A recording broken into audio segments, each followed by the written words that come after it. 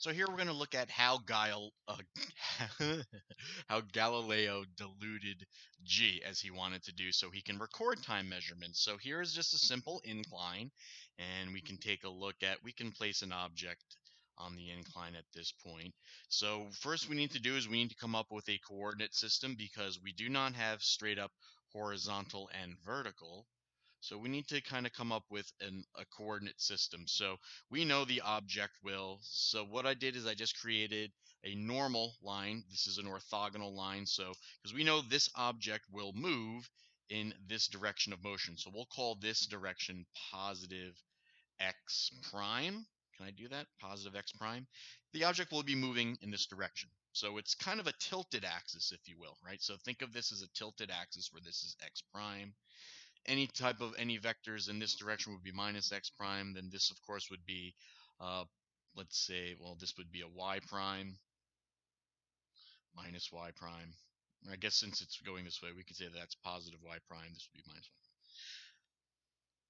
y. Now, we know gravity does not follow this. If this is the surface of the Earth, we know that gravity, so I'm going to draw a vector here to represent gravity, is directed straight down. So this is G. Now this doesn't jive with our tilted coordinate system.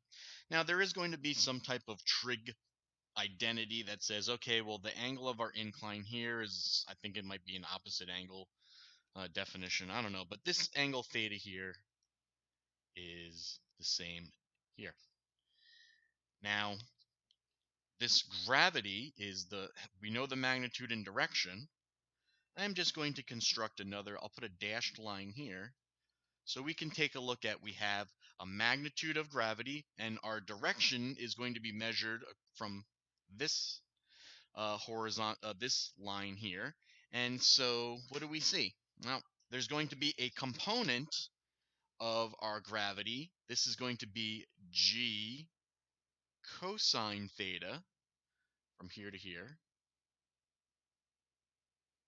Okay. And we also have, so the side opposite our inscribed angle, we have this line here. We'll put the arrow because remember gravity is going from here towards here. And this component is G sine theta.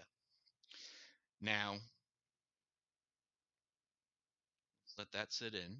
So this component of gravity, G sine theta. Now, if this object was released from rest, we know it would move down this incline. And we know that this, well, this is what we did in the lab. This experimental acceleration moved in this direction. We'll take a look. G sine theta is in this direction, and it's parallel to this. So our experimental value of acceleration is in fact equal to G sine theta. So what Galileo knew, if we divide both sides by sine theta,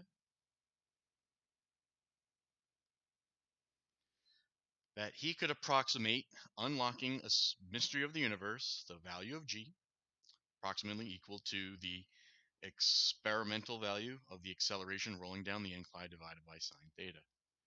And on the previous slide,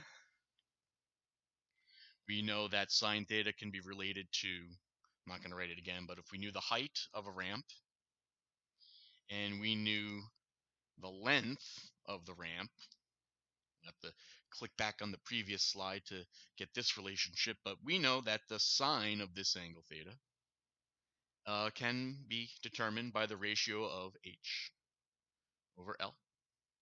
So you can do that. You can combine these two relationships to come up with a pretty good way of approximating G.